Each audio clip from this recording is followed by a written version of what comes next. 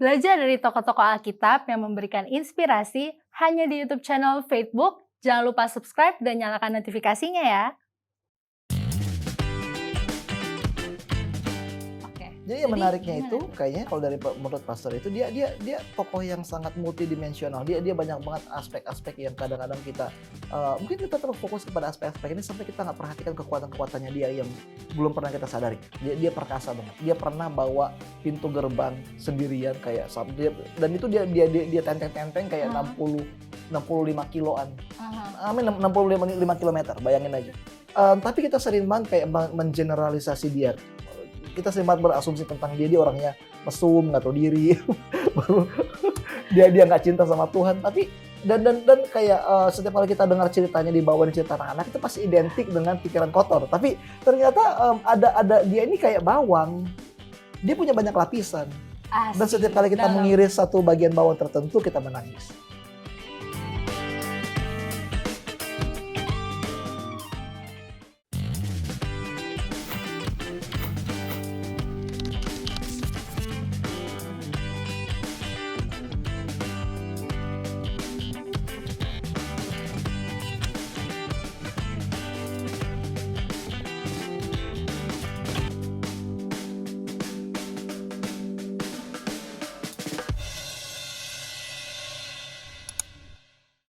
Hai guys, kita login lagi nih di Facebook What's on Your Mind.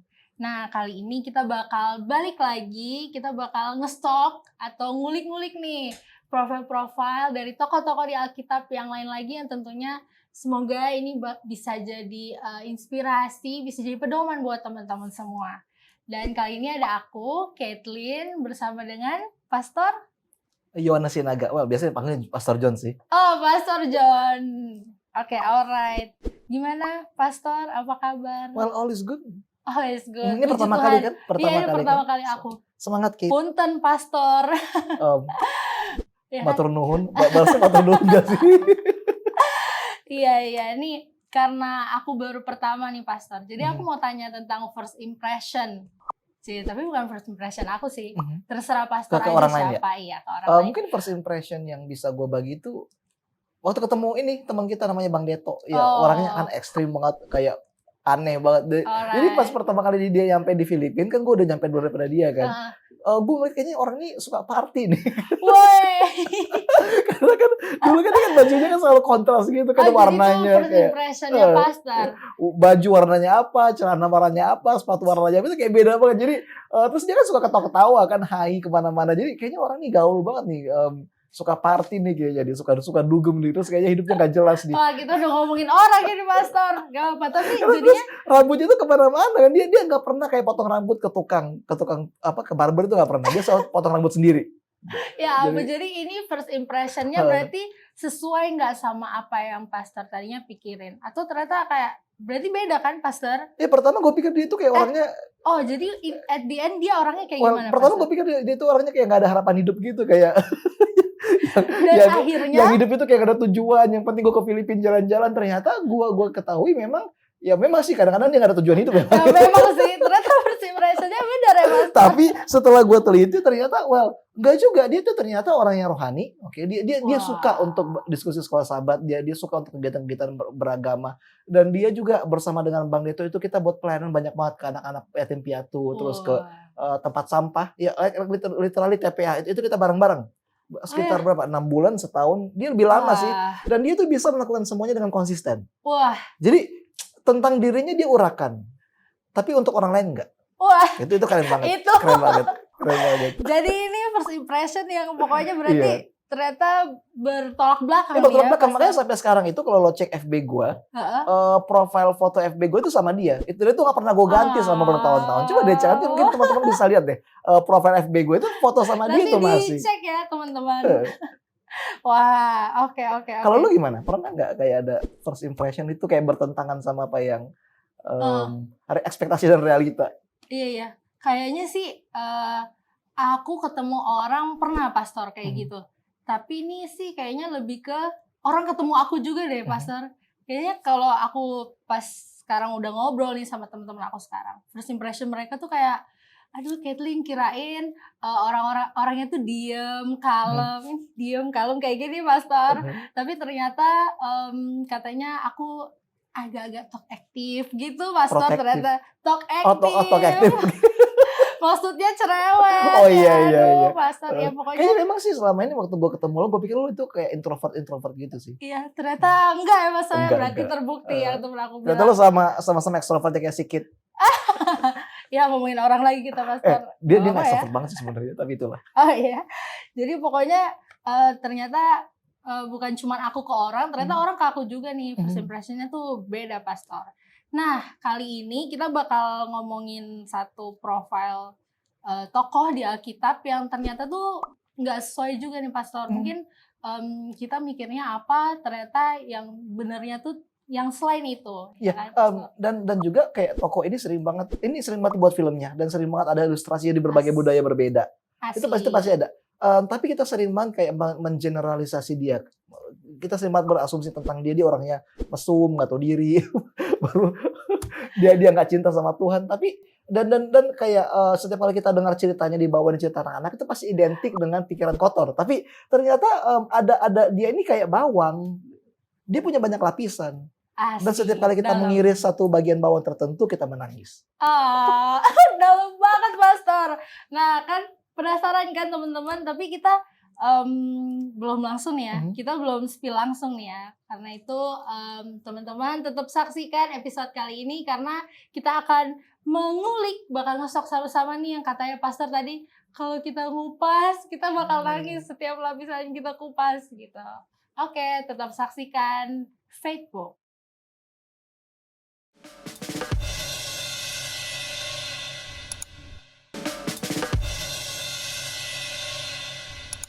Nah, masih login di Faithbook What's on Your Mind. Nah, langsung aja nih Pastor. Jadi, boleh nggak sih spill dikit-dikit siapa nih yang kita bakal bahas kali ini di episode ini? Gue coba kasih hints-nya ya. Alright, hints. Jadi kita tebak-tebakan nih guys. Dia rambutnya panjang. Oke, rambutnya panjang. Dia terkenal banget karena rambutnya panjang. Oke. Gondrong ya. Belum tahu nih ya cowok atau cewek berarti. Oh, udah. Kayaknya cowok deh. Soalnya kan cowok. yang aneh kan gondrong itu kan bukan cewek kan. Kalau cewek panjang bener. Kita nggak bilang gondrong buat cewek ya, Pastor. Tapi kalau cowok kan gondrong itu anak kayak unik banget kan. Oke. Terus dia gondrong, ya. Terus kemudian kuat, kayak perkasa banget. Dia perkasa banget. Dia pernah bawa pintu gerbang sendirian kayak dan itu dia tenteng-tenteng kayak 65 kiloan. 65 kilometer, bayangin aja. 65 kilometer guys. Oke. Terus, ada yang udah kepikiran belum? Lagi. Satu lagi. Terus hint yang paling jelas itu nama ayahnya Manoah. Gampang guys. Sudah gampang nih. Jadi dia rambutnya panjang, kuat, dan nama bapaknya Manoah. Jadi, oh ya, terus dia terkenal karena dia bucin. Bucin. Ayo guys, kita jadi hari ini bakal ngomongin tentang seorang yang bucin juga ya guys. Jadi siapa nih Pastor? Jawabannya adalah tidak lain Simpson. Simpson. Oke, kita bakal bahas tentang Simpson. Oke. Jadi yang menariknya itu kayaknya kalau menurut Pastor itu dia tokoh yang sangat multidimensional. Dia banyak banget aspek-aspek yang kadang-kadang kita mungkin kita terlalu fokus kepada aspek-aspek ini sampai kita nggak perhatikan kekuatan-kekuatannya dia yang belum pernah kita sadari. Contohnya, dia lahir di masa yang sangat sulit. Oke, coba kalau kamu baca di Hakim-Hakim 13 ayat 1 sampai 2. Oke. Hakim-Hakim 13 ayat 1 sampai 2. Ayat 1.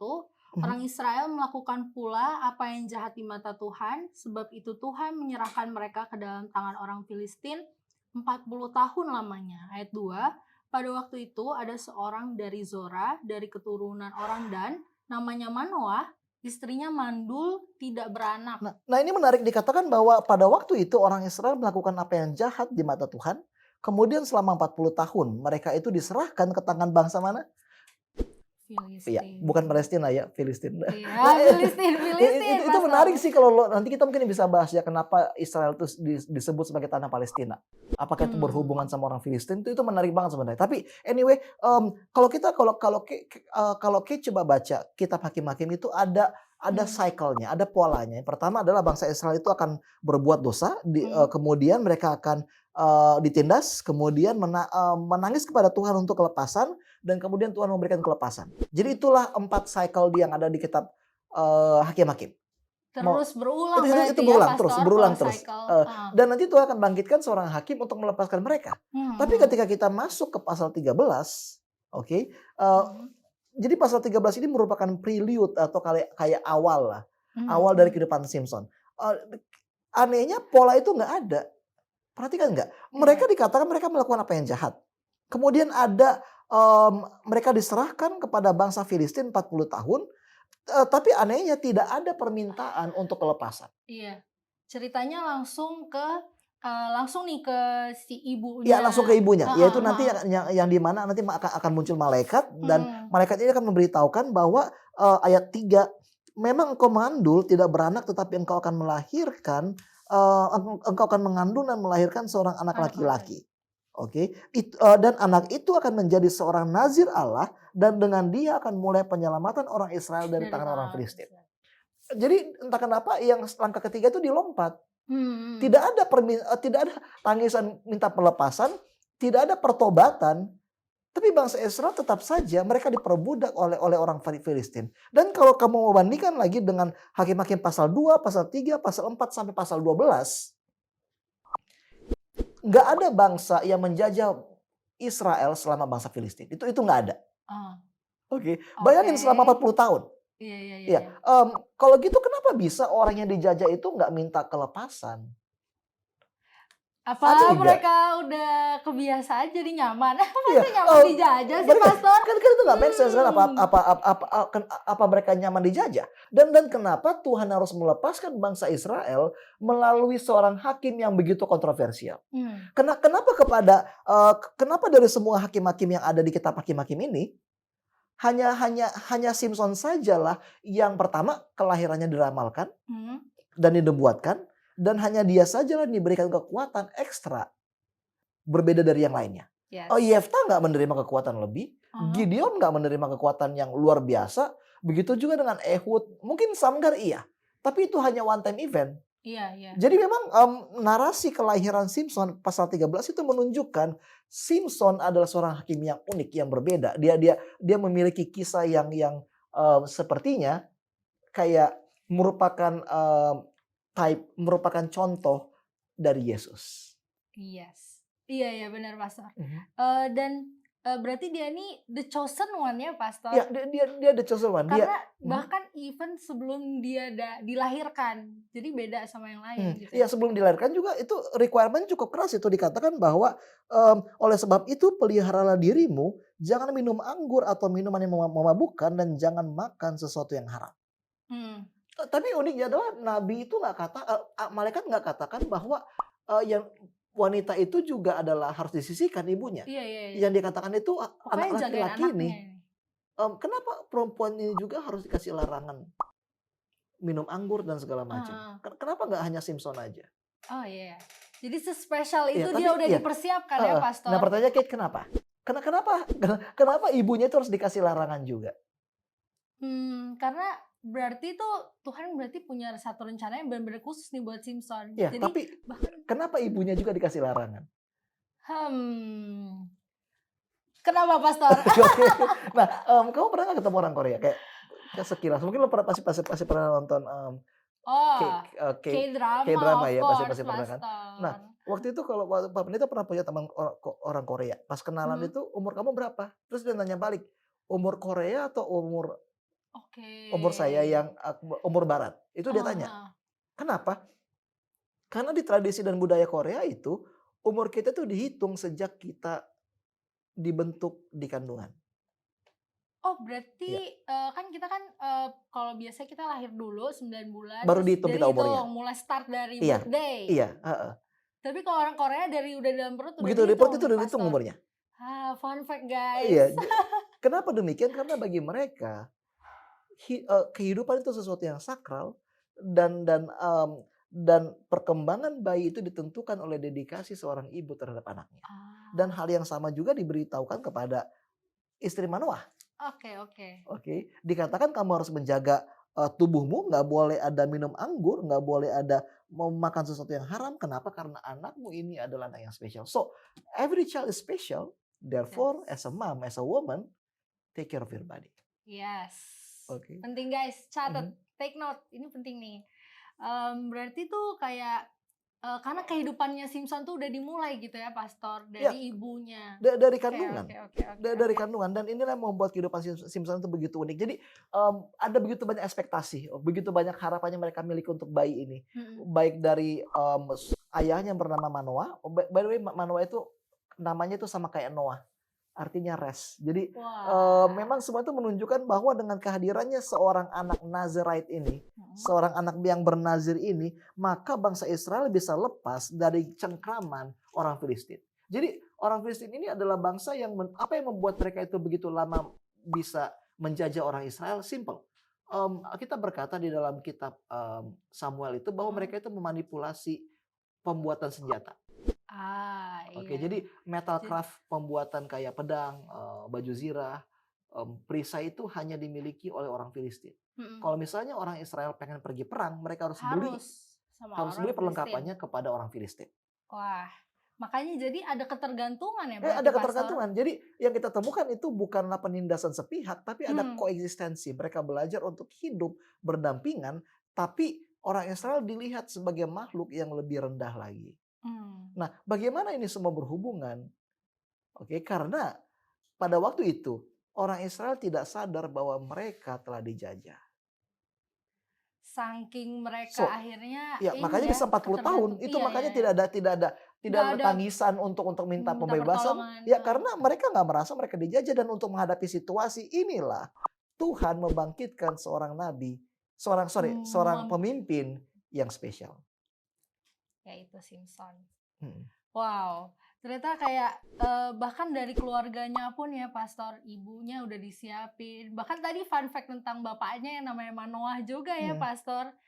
Ternyata, Simpson tuh emang udah dipersiapkan untuk Israel, bahkan tanpa bangsa Israel tuh meminta. Tapi berarti, Tuhan lihat ini maksudnya ini penting gitu, Hmm. kehadiran Simpson harus ada. Mungkin untuk menyadarkan bangsa Israel kali ya, Ya, Pastor, ya? mungkin Tuhan lihat bahwa kali ini bangsa Israel itu nggak ada kesadaran untuk bertobat, dan dia harus bangkitkan seorang seorang pemimpin yang bisa kayak memantik api permusuhan antara Ah, orang Filistin dan juga orang Israel. wes. Memang luar biasa ya rencana Tuhan ini, Pastor. Kita udah semakin dalam nih, tapi kita harus break dulu, teman-teman. Nanti kita balik lagi setelah satu ini.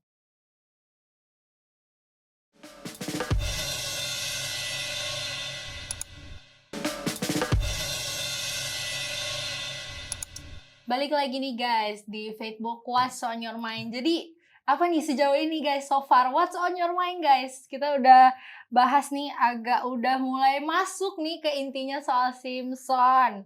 Oke, Pastor. Nah, tadi kan kita kan sempat udah bahas nih kalau Simpson itu udah banyak nih ekspektasi yang ditaruh di Simpson, karena secara tadi bahkan Simpson sebelum lahir aja dia udah dipersiapkan ya, Pastor, sampai dari ibunya semuanya dia udah disiapin lah untuk si Simpson ini lahir. Dan di ayat, kalau kita baca di Hakim-Hakim 13 ayat 5 di bagian terakhir, yang dibilang kalau dia akan menjadi seorang nazir Allah dan dengan dia akan mulai penyelamatan orang Israel dari tangan orang Filistin. Nah, bener nggak tuh, Pastor? Setelah dia lahir tuh emang penyelamatan orang Israel itu dimulai. Nah, di sini semua itu agak ambigu karena kalau kita baca dalam Hakim-Hakim 13 ayat 24 sampai 25, boleh baca? Oke. Oke. Hakim-Hakim 13 ayat 24. Ya, dan sampai 25. Oke.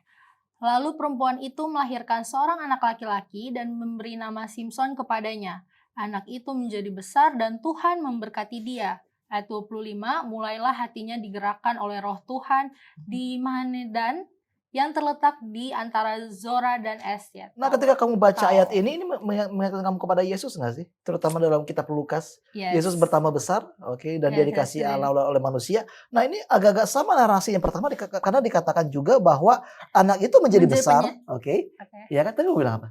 Mau bilang dia akan menjadi penyelamat. Iya, Yesus penyelamat. juga Iya, Yesus juga gitu penyelamat. ya. Anak itu menjadi besar dan Tuhan memberkati dia, dan kemudian dikatakan ayat 25, hatinya digerakkan oleh roh Tuhan di Mahane dan yang terletak di antara Zora dan Eshitaol. Artinya ketika dia bertambah besar, Roh Tuhan itu mulai bekerja dalam dirinya. Dan inilah sangat unik. Well, it seems everything will go well. Itu kayak benar-benar semua itu akan jadi baik-baik saja. Dia akan membebaskan bangsa Israel. Dia pasti jadi pemimpin yang ideal. Tapi ketika kita melangkah ke pasal 14 ayat 1, nah tiba-tiba ada twist nih.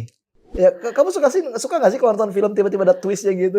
Nah itu malah itu yang bikin seru sih sebenarnya Pastor. Cuman itu kayak ya itu kayak tadi pembahasan kita di awal. Kita first impressionnya apa yang kita ekspektasi kita apa, tiba-tiba ada twistnya. Berarti ini Simpson nih ya. Dan memang nanti kalau kita melangkah lebih jauh dalam kehidupan Simpson itu banyak banget twist-twist yang bikin kamu kaget. Contohnya pertama itu adalah Simpson pergi ke Timna. Oke, Timna itu adalah daerah orang Filistin.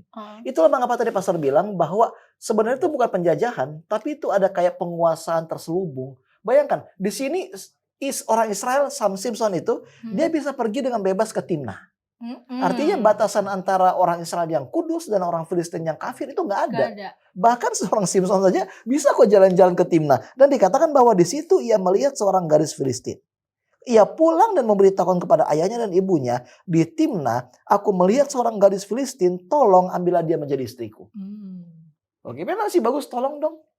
Oke. Iya. Dia memohon. Sopan. Ya cukup sopan lah. Tapi dia bilang saya pengen untuk punya istri seorang gadis itu Timna itu. Tapi dari situ gitu. Memang ini kayak sesuai banget gak sih sama peribahasa Indonesia yang katanya dari mata turun ke hati. Oke, jadi dia bilang dia melihat seorang gadis Filistin dan kemudian dia pulang dan ingin memberitahu orang tuanya. Tapi kemudian dikatakan ayahnya suka nggak sama ibunya? Coba baca ayat 3. Ayat 3, tetapi ayahnya dan ibunya berkata kepadanya, tidak adakah di antara anak-anak perempuan sanak saudaramu atau di antara seluruh bangsa kita seorang perempuan sehingga engkau pergi mengambil istri dari orang Filistin, orang-orang yang tidak bersunat itu? Tetapi jawab Simpson kepada ayahnya, ambillah dia bagiku sebab dia kusukai. Oke, gimana kalau kamu lihat kejadian ini tentang karakter Simpson? Dia maksa ya, Pastor. Tapi kayak he knows what he wants. Tapi kayak padahal udah kayak coba disadari nih sama ibu bapaknya, kenapa sih harus orang dari situ gitu. Dan itu kayak it's a bad choice, you're making the wrong decisions. Tapi inilah uniknya. Kenapa? Karena ayat sebelumnya tuh dikatakan bahwa dia itu diberkati Tuhan. Dia itu digerakkan oleh Roh Tuhan. Tapi kenapa? Oke, terlepas dari semua kuasa Tuhan itu di matanya itu masih bisa melihat orang Filistin. Dan dia lebih tertarik sama orang-orang. Iya, padahal kayak ada banyak kan kayak orang-orang yang Israel itu dari dia. Dan gue rasa kayaknya sama-sama cantiknya. Tapi kenapa biarpun dia itu dikuasai oleh Roh Kudus, seleranya tuh nggak diubahkan oleh Roh Kudus. Jadi it gives a very scary insight of human beings. Jadi itu kayak kita dikasih satu perspektif yang sangat mengerikan tentang manusia. Biarpun kita sering dipenuhi oleh Roh Kudus, biarpun kita aktif di gereja, biarpun kita suka melayani segala macam, but it doesn't mean that we will always fall in love with the right person. Oke, ini yang pertama. Benar. Kadang-kadang Roh Tuhan itu memang bisa membuat kita diberkati dalam pelayanan. Roh Tuhan itu bisa membuat kita jadi pengkhotbah yang terkenal segala macam. Tapi itu nggak bisa ngerubah selera kita tentang cewek. Atau cowok. Atau cowok. Pernah gak sih lo ketemu sama orang baik, dia cewek ya, aktif banget, tapi entah kenapa seleranya dia tuh bad boy. Pastor. Ayo dia relate gak nih guys? Nah, jawabannya tuh relevan banget. Kenapa? Because karena Roh Kudus itu nggak bisa memaksa kita untuk jatuh cinta kepada orang yang diinginkan Tuhan. Keputusan itu ada di tangan kita. Nah, tapi twistnya tuh nggak berhenti di situ saja. Oke. Coba baca lagi ayat. Ini permulaannya aja. Kan pertama dia bilang kan dia mau menikah sama orang Filistin. Orang tuanya nggak setuju. Mereka berkeras banget. Kalau bisa jangan cari yang lain di Israel. Tapi perhatikan, orang tuanya nggak bilang loh kalau kamu itu hakim, kamu itu mau jadi pemimpin loh. You need to find a better girl. Mereka nggak bilang. Entah kenapa mereka itu justru refer kepada ethics dan hukum yang ada pada saat itu. Nah, itu hanya tambahan doang sih. Tapi ada twist satu lagi yang terjadi di ayat 4. Coba bisa baca ayat 4. Okay. Ayat 4, tetapi ayahnya dan ibunya tidak tahu bahwa hal itu daripada Tuhan asalnya. Sebab memang Simpson harus mencari gara-gara terhadap orang Filistin. Karena pada masa itu orang Filistin menguasai orang Israel. Wow, itu kayak twist lagi gak sih? Iya, iya, Ya, iya. kita sering bilang ya bahwa kita sebagai orang Kristen tuh nggak boleh menikah sama yang nggak seiman, harus Gimana dari tapi kalau gereja itu doang. dari Nah, Tuhan, tapi gimana kalau itu dari Pastor? Tuhan, kan kayak ambigu banget sih. Jadi Iya, apakah iya, kita harus iya. meniru cerita Simpson ini? Simpson? Oke, apakah itu memang rencana Tuhan dari awal? Mm-mm. Dan kenapa Tuhan nggak mempertimbangkan kayak apa yang terjadi nantinya? Iya. Jadi apakah Oke. kita bisa buat kisah Simpson ini sebagai contoh Ah, dan teladan bagi orang-orang muda? yes, yes. So, gimana menurut kamu? Ini susah ya Pastor ya. Apalagi sekarang pertanyaan lanjutnya, gimana kita tahu kalau itu dari Tuhan? Maksudnya kan kayak di sini tuh langsung ditulis kalau tetapi ayahnya dan ibunya tidak tahu bahwa hal itu daripada Tuhan asalnya. Ya mungkin kalau jadi ayah dan ibunya Simpson pasti kan akan suggest, ya jangan dong, cari aja yang dari kita. Tapi ternyata itu rencana Tuhan gitu Pastor. Aku jadi bingung deh jawabnya gimana. Mungkin gimana hubungan kita dengan Tuhan ya sampai kita akhirnya nantinya bisa tahu nih apa ini rencana Tuhan atau enggak. Kayaknya di situ deh yang pentingnya Ya, Pastor. tapi memang How itu to sih find out apakah itu rencana Tuhan dilemanya atau itu. enggak. Well, gue baru punya anak kayak setahun. Kayaknya lo belum menikah kan? Belum Oke. Pastor. Tapi kalau lo notice ya, orang tua lo pasti pengen lo itu buat keputusan yang benar setiap saat. Yang pernah nggak orang tua lo coba kendaliin lo? Mungkin Bahkan sekarang dalam usia sekarang.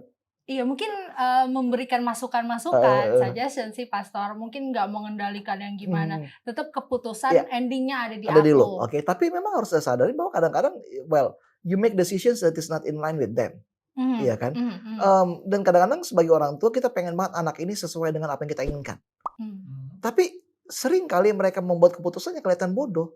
Tapi ternyata bagaimana terkadang setiap keputusan itu sebenarnya adalah jalan Tuhan. Seperti yang dikatakan di cerita ini. Cerita Simpson. Gimana kalau sebenarnya ternyata ketika ada anak kita yang menikah dengan orang-orang non-Kristen, gimana seharusnya mungkin kita diundang untuk jangan menghakimi. Gimana sebenarnya kita itu diminta oleh Tuhan untuk coba lihat kisah Simpson. Kenapa kita harus menghakimi sesuatu yang belum kita tahu nanti endingnya? Nah, tapi untuk itu kita harus lihat lagi sepenuhnya gimana semua yang terjadi. Kemudian jadi kita perhatikan pertama Simpson itu dia nggak peduli sama batasan. Oke, dia nggak peduli antara cewek-cewek Israel atau cewek-cewek Filistin, as long as he gets what he wants, selama dia dapatkan apa yang dia pengen, dan who cares? Dan ketika mereka berjalan ke Timna untuk meminang perempuan itu, masih kan ceritanya kan ada singa yang mau makan Simpson, terus dia robek itu mulut singa itu. Tapi ketika dia kembali, apa yang ditemuin di singa itu? Madu. Oke, terus apa yang dia buat? Dia ambil. Dengan? Dia ambil, terus dia bawa pulang ke rumah. Oke, ayat 19, bukan ayat 9. Dikeruknya madu itu ke dalam tangannya. Oke.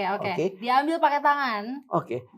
Dia ambil pakai tangan, literally pakai tangan. Dari bangkai singa. Kamu tahu nggak sih kalau sebenarnya sebagai seorang nazir itu, seorang yang bernazar itu, orang bernazir itu nggak boleh nyentuh bangkai. Oke. Tapi berarti dia seenaknya, berarti dia lakukan apa yang benar-benar dia pengen. Hanya untuk seleranya. Dia masa bodoh. Dan lebih bodohnya lagi, dia berikan madunya itu kepada orang tuanya. Oke. Padahal sebagai orang Israel mereka itu nggak boleh sebenarnya untuk bersentuhan langsung dengan bangkai. Jadi yang mau Pak Pendeta katakan di sini dia pertama nggak peduli dengan hukum dan peraturan. Dan yang kedua juga dia kadang-kadang dia nggak peduli juga dengan statusnya dia sebagai seorang nazir. Dia easy going banget. Kayak dia menikmati hidup kayak YOLO benar-benar. Dari hari ke hari itu dia di hari ke hari itu yang penting gue happy, yang penting gue senang. Dan ketika dia menikah juga dikatakan bahwa dia itu makan dan minum dengan orang Filistin dan dia bermain teka-teki dan juga bertaruh. Artinya ketika Simpson membuat keputusan itu dia nggak pernah berpikir panjang. Dia nggak pernah pikir apakah istri saya nanti ini bisa membagian saya atau enggak. Sesuai nggak sih dengan kehendak orang tua saya? Dia nggak pernah pikir kalau saya mau menyentuh bangkai ini, saya ini bertentangan nggak sih dengan peraturan saya sebagai seorang nazir? He doesn't care. Dia nggak peduli apakah dia nongkrong dengan orang Israel, dengan orang Filistin, as long as he enjoy his time. It's good. Jadi kalau melihat orang Filistin ini, ada nggak keinget sama teman-teman lo? Keinget sama teman-teman. Ya nggak peduli mau tidur jam berapa, yang penting besok gue bangun, siap kerja, Terus benar-benar kehidupannya cuma kayak day by day aja ya, pastor, Iya. dan sesuai dengan apa yang dia mau gitu. Terus ketika dia buat taruhan juga, ini menarik karena taruhannya itu adalah dari yang makan keluar makanan dan dari yang kuat keluar manisan. Dan dia buat taruhan kalau menang dapat baju, kalau kalah dia kasih baju. Dan uniknya adalah, semuanya itu akan bertolak belakang, itu akan membawa dampak buruk bagi kehidupannya dia nantinya. Iya. Oke. Karena ketika mereka nggak bisa tebak kepada siapa mereka minta, pasti kepada istrinya. Dia sebenarnya nggak minta doang sih. Coba dia baca ayat 15. Ayat 15. Iya. Oke. Pada hari ketujuh berkatalah mereka kepada istri Simson, bujuklah suamimu supaya diberitahukannya kepada kami jawaban teka-teki itu. Kalau tidak, kami akan membakar engkau beserta seisi rumah ayahmu. Apakah engkau mengundang kami untuk membuat kami menjadi miskin? Tidak, bukan? Jadi itu kayak diancam nggak sih? Iya, diancam. Dan oleh karena itu setiap hari, ayat 17, istrinya tuh menangis di sampingnya selama ke 7 hari mereka mengadakan perjamuan itu. Dia nangis kayak merengek, dia pengen jawabannya. Dan akhirnya Simpson memberitahu jawabannya. Wah, bucin ya guys. Dia bucin banget. Dia benar-benar berkata, kalau kamu benar-benar sayang sama aku harus kasih tahu dong. Dan uniknya adalah untuk membayar taruhannya itu dikatakan dalam ayat 19. Maka berkuasalah roh Tuhan atas dia, lalu pergilah ia ke Askelon dan dibunuhnya 30 orang di sana. Diambilnya pakaian mereka dan diberikannya pakaian-pakaian kebesaran itu kepada orang-orang yang dapat memberi jawab teka-teki itu. Tetapi amarahnya masih juga bernyala-nyala, lalu pulanglah ia ke rumah ayahnya. Maka diberikannya istri Simpson itu kepada kawannya bekas pengiring. Jadi penuh twist ya. Iya kan, Kate? Jadi dia coba-coba main teka-teki untuk taruhan. Taruhannya dapat baju. Dapat baju. Terus dia kalah. Baju itu diambil juga dari orang Filistin. Tapi uniknya adalah dia tidak menggunakan kekuatannya sendiri. Dikatakan dalam ayat 19, berkuasalah roh Tuhan atas dia. Dan setelah dia menang taruhan, setelah dia kalah taruhan, dia marah. Dia ngambek, terus dia pulang ke rumah ayahnya. Dan istrinya itu diberikan kepada kawannya. Karena mungkin dikira udah dia nggak akan balik lagi gitu. Kawannya itu bekas pengiringnya loh, ini bestman-nya. Bayangin aja kalau ada orang nikah, istrinya itu dikasih ke bestman, kayak gimana coba messed up-nya itu. Yes. Oke, tapi inilah pertama kali Simpson digunakan oleh Tuhan. Bukan untuk tujuan Tuhan. Tapi supaya dia menang taruhan, supaya untuk bayar taruhannya yang dia kalah. So guys, bener-bener penuh dengan plot twist ya guys. Iya, jadi gimana, kayak Pastor? Seakan-akan kalau kita kalah taruhan, tapi kalau udah berdoa nanti Tuhan bantu kalah taruhannya itu. Aduh, enggak, jangan ya guys. Oke, jadi dari semua plot twist yang tadi kita udah bahas bareng-bareng, kita udah semakin dalam nih ya, Pastor. Nah, teman-teman tetap pantengin pembahasan kita di episode kali ini setelah yang satu ini.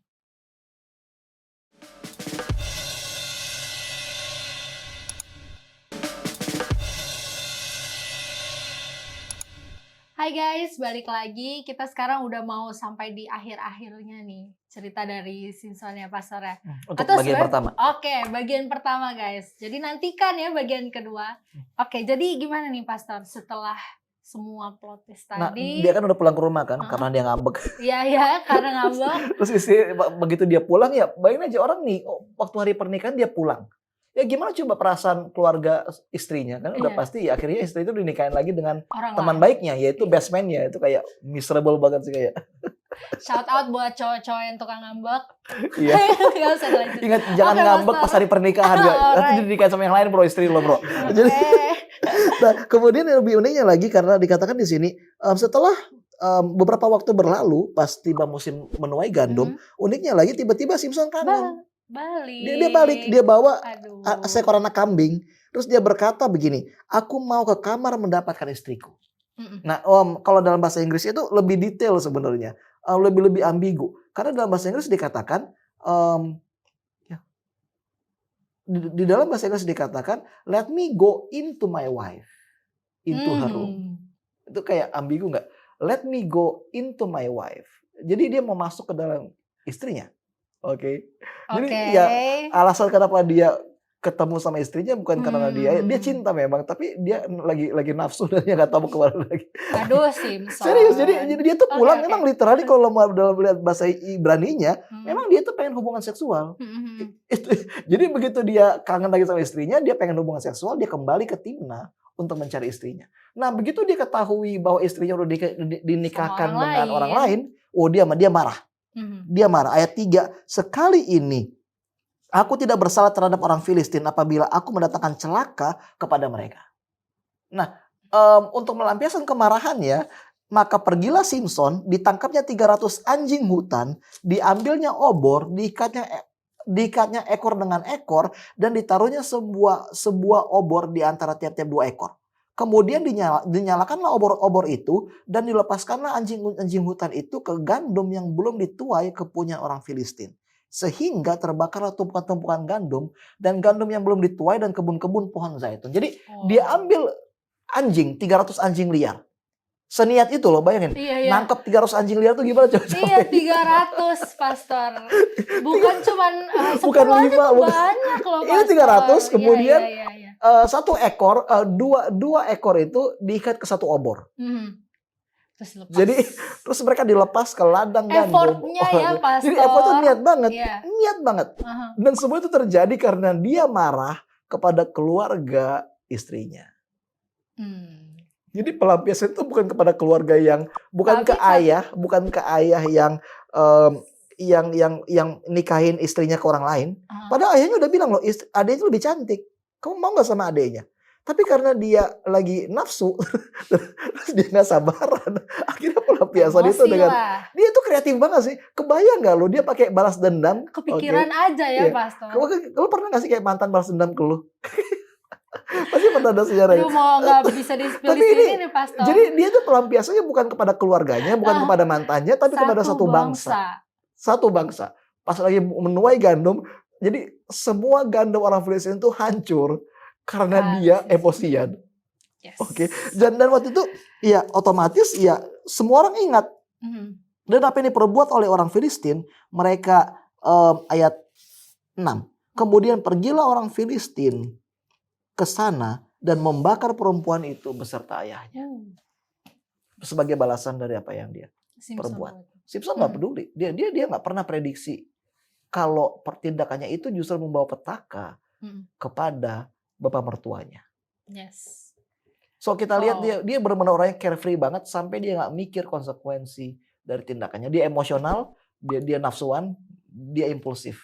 Tapi yang uniknya adalah dari lahir dia dipilih Tuhan. Ketika dia bertumbuh, Roh Tuhan itu tinggal sama dia. Bahkan di tengah-tengah keimpulsifannya dia itu dikatakan bahwa Roh Tuhan berkuasa di dalam dia. Kemudian karena saking marahnya itu mereka membawa orang Filistin membawa 3.000 mereka membawa pasukan untuk mengincar Simpson. Dia bersembunyi di gua di Bukit Batu Etam. Tapi coba baca ayat tapi ketika mereka mau menangkap Filistin, tiba-tiba ketika mereka mau menangkap Simpson, orang-orang Yehuda tuh bingung kenapa tiba-tiba ada tentara Filistin di tanah mereka. Tahu nggak apa yang mereka berbuat?